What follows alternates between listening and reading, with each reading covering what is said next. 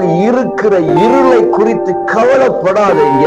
அந்த இருள்களை மாற்றுகிற ஒளி நீங்க தான். இன்றைக்கு உங்களில் இருந்து தேவ வெளிச்சம், வேத வெளிச்சம், தேவ ஒளி, வேத ஒளி வெளிப்படுவதாக.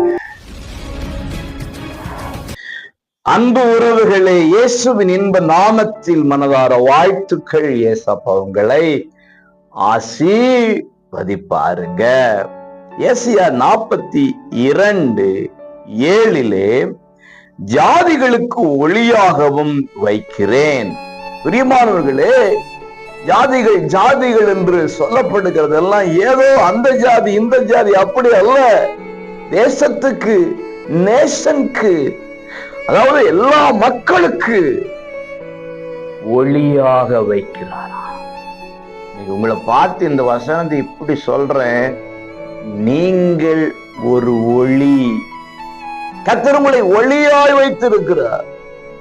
ஆனா நீங்க இன்னைக்கு என்ன சொல்றீங்கன்னா, என் வாழ்க்கை இருளடைந்து இருக்கிறது, என் எதிர்காலம் இருளடைந்து இருக்கிறது. பிரியமானவர்களை இப்படி சொல்றேன், ஒளியாகிய தேவன் உங்களுக்குள் இருந்தால் உங்களுக்குள் இருள் இருக்காது. உங்களை சுற்றிலும் வேணா இருள் இருக்கும். அப்புறம் ஏன் கவலைப்படுறீங்க? முன்பதாக இருக்கிற இருளை குறித்து கவலைப்படாதீங்க. அந்த இருள்களை மாற்றுகிற ஒளி நீங்க தான். ஆமென். உங்களுக்குள் இருக்கிற இருள் மறைகிறது. உங்களுக்கு முன்பாய் இருக்கிற மக்களுடைய இருள்களை மறைய வைக்கிற ஒளியை கொண்டிருக்கிறவர்களாய் கர்த்தர் உங்களை மாற்றப் போகிறார். ஆமென்.